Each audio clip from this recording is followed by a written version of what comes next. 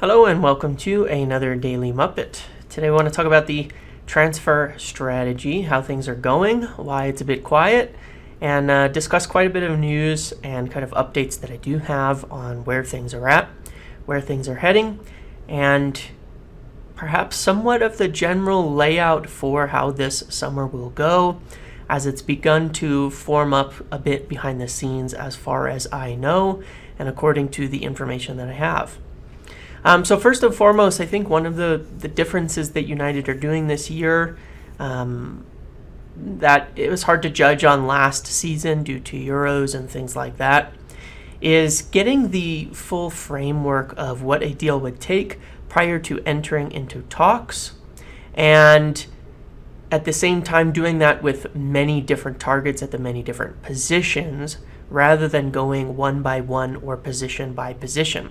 I can say for a fact that United have already been in some discussions or actively working on at least 3 or 4 different deals at the same time. So it is not a one by one thing, and it is not that nothing is happening. But generally what's speaking is they're meeting with agents and representatives or intermediaries, or sending intermediaries, to line up the full framework of a deal in terms of the personal terms, in terms of the personal willingness to join, while at the same time acquiring the overall cost structure of a deal and what it might take to get something actually done with the club. And this is likely what's happening on Timber, where it's very simple with Ajax. We'll talk about that in a second. So they're simply lining these all up, acquiring kind of the frameworks for the deals, to plan out the overall summer before moving ahead and going formal with each deal. But it can be then set up to where they can go one by one and just knock them down in very quick succession, rather than seeing these 3 to 4 week dragged out deals where we reach August by the time 2 players have gotten in, or even 1. So there are some positives behind the scenes on that. Obviously, the proof is in the pudding. They need to move forward and actually put these together and have them result in a final deal and a closing, and actually make the signings. And ideally, of course, before June 20 to 27th, when Ten Hag intends for everybody to return to training. We only have 1 English player in the national team. Obviously, with other players, there will be them in the national team, so they may return a little bit later. Some of the signings may be in national team, so there's a little bit of leeway there, and there's probably going to be some timing issues when it comes to where players are at and whether they're around or available.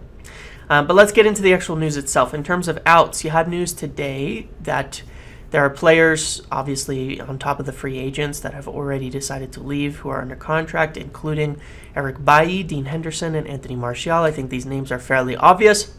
And then, obviously, there's more possible that have been discussed, where Wan-Bissaka has been put on the sale list.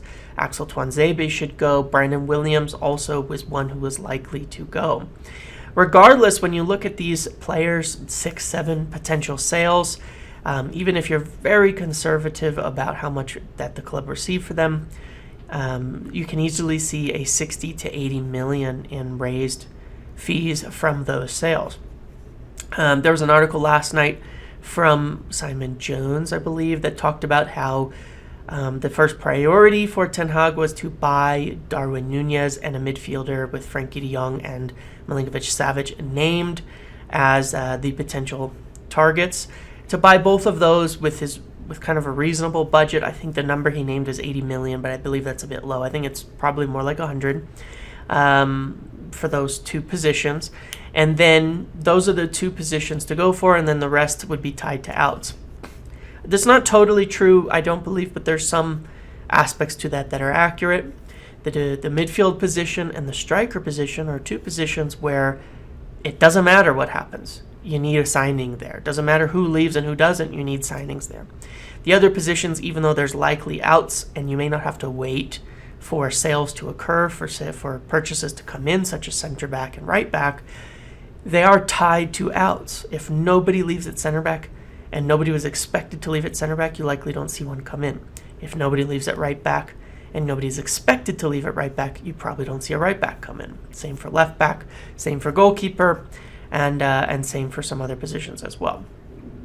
And then you had Fabrizio last night talking about Timber and Torres. He also mentioned yesterday again Darwin Nunez, talking about how they've been internally discussed. And I do think that there's some truth to the way that he was mentioning it in terms of United's current transfer strategy, which is to line up, from what I can tell, line up each of the deals and plan out the whole summer.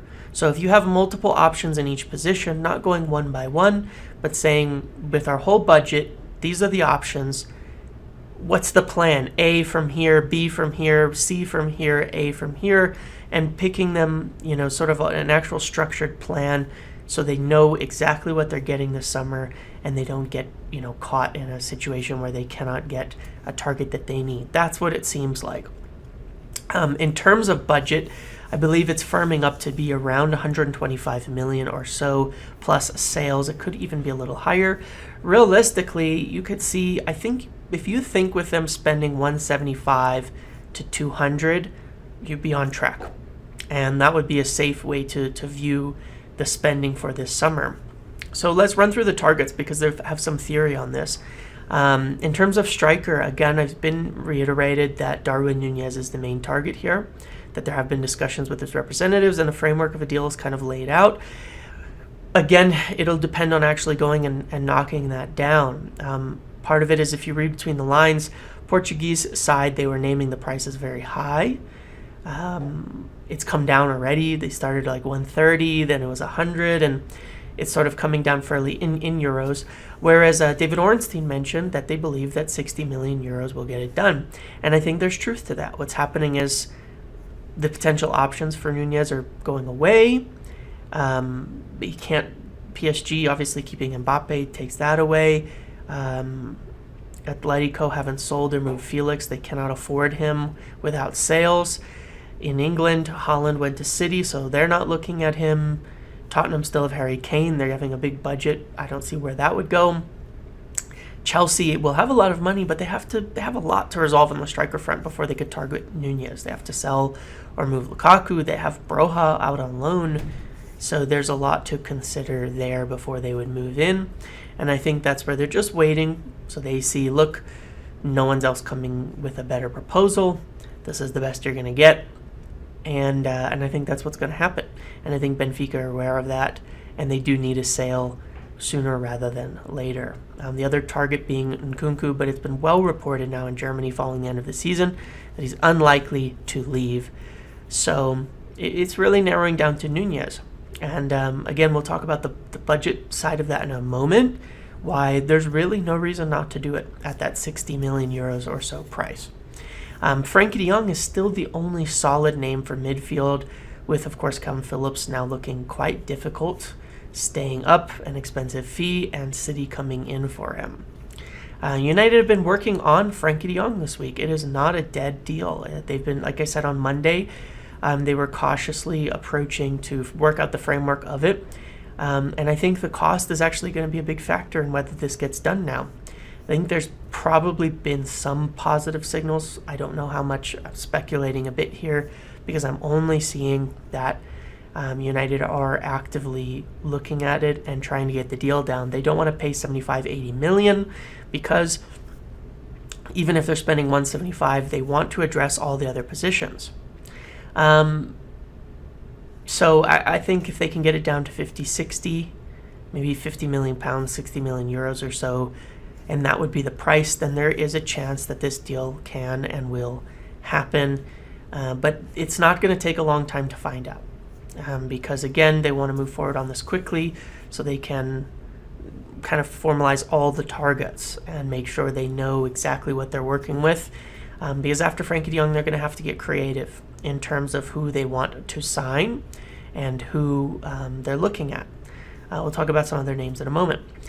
Timber, as far as I can tell, it looks like this is just everything I've heard on this, that there's a deal that to be made here, that it's a matter of pulling the trigger and moving forward with it. As I said, Ajax are very simple with this. My understanding is there may be even some discussions around the representatives today, and that it could move forward. But again, I still think people are jumping the gun a little. There's the framework of a deal. Personal terms aren't difficult. I think they're kind of established. Ajax are pretty simple to deal with, but it's about pulling the trigger, moving ahead and formalizing it, which hasn't been done. There's no medical scheduled. And again, it may be just a matter of it's sitting there ready to go, but they're trying to line up all these other deals to make sure they have a whole plan for summer before starting to pull the trigger and knocking those dominoes down one by one. Next one, interestingly, Pau Torres. Remember, I mentioned on Monday in the video that I was sure his club are in talk for sale and to watch out for news. I couldn't confirm that it was United. But of course, then hours later and yesterday and today, news continues to come out about United specifically. Fabrizio mentioned him, a bunch of places in Spain have mentioned him. He is a target. And the way I'm looking at it right now, from what I'm hearing, my personal opinion is I think it's not either or for Timber and Torres. You even had Jonathan Schrager mention on Twitter today that there's another left-footed center back they're looking at. That could be Lisandro Martinez, who might play defensive midfield. That could be Bastoni, there's rumors in Italy. But you have to think for a moment. If Timber's about done, why are they still looking at other center backs if it's either or? And to me, what it indicates is that Timber may, in fact, be the right back with a center back also purchased and the flexibility that comes with a player like Timber. So I think that to me, it's likely that it's not an either or. And when you look at 200 million to spend or 175, unless you're throwing 100 million at Rice, it makes sense to buy both. We don't have all these expensive targets to buy. You can get Torres, for example, for about 40 million pounds. Timber for about 25. Nunez for 50 to 55. So you're talking about in that range of only 120 for those three players. That could leave 50, 60, 80 million for the midfield and maybe a goalkeeper if Dean Henderson goes. Or a winger, but we just don't have that many targets. So it makes sense to buy those solid targets you could get who are improvements, who are excellent players. So you don't have to deal with it next year.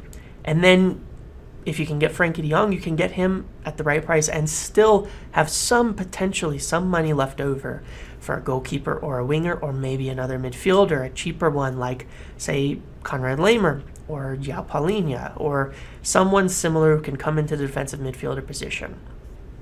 If you don't get Frenkie De Jong, it's very hazy, of course, but then you have those cheap names. So my point is, with the lack of solid targets in the midfield, with the targets that are clear, it's all within budget, so you might as well buy them. If you don't buy Pau Torres and you're just buying Timber and Nunez, you're talking about having 120 million left over, and you don't even know who you can get.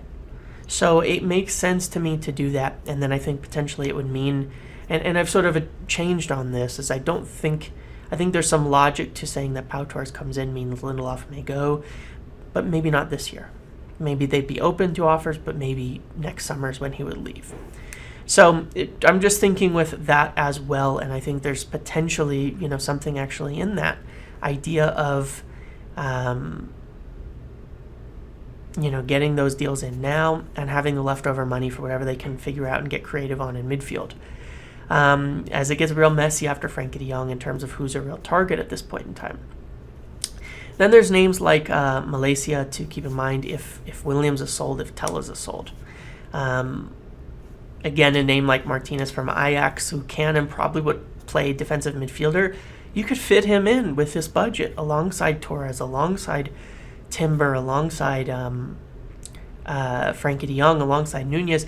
Personally, I think for Martinez and Torres, it would be either or, given that he can cover center back too. But again, buying two from Ajax, I just don't know the reality of them selling at this point in time, all of those players. So, progress is being made, but I think a little bit more patience is needed. I'd be wary of too many claims of done deals and things like that. It's not the case, but it doesn't mean things aren't happening. Again, United tend to brief when they actually start to enter into those formal discussions and really push forward. and people are used to that dragging out and taking a long time. I don't think it will in this case. I think what's going to happen is you'll see deals like Donny van de Beek where it's all lined up, and then when it happens, it's in about a week, and it moves forward. And I think that's what's happening in different positions at this point in time. So, that's pretty much it for now. I would say don't necessarily expect you to get some huge breaking done deals in the next week. But I would say, definitely start looking at mid to late June for when the deals actually start coming through. And then obviously you'd like to see those talks and things start in early June. The players might be away on international break at that time, but that's fine. That's a good time to start formalizing the deals. And then when they return, they can come straight in and join up United at preseason without having to go on elsewhere. And maybe that's not every deal, but I would hope with where it's at that 2 or 3 of those are possible to be coming in and joining up before or around the start of preseason by the end of June. And if so, you'll likely see those deals starting to pick up in the press around, the first 2 weeks of June for that to happen. So that's all we've got for now. Again, make sure to like, comment, subscribe, turn notifications on. Thanks for watching, and I'll see you in the next video.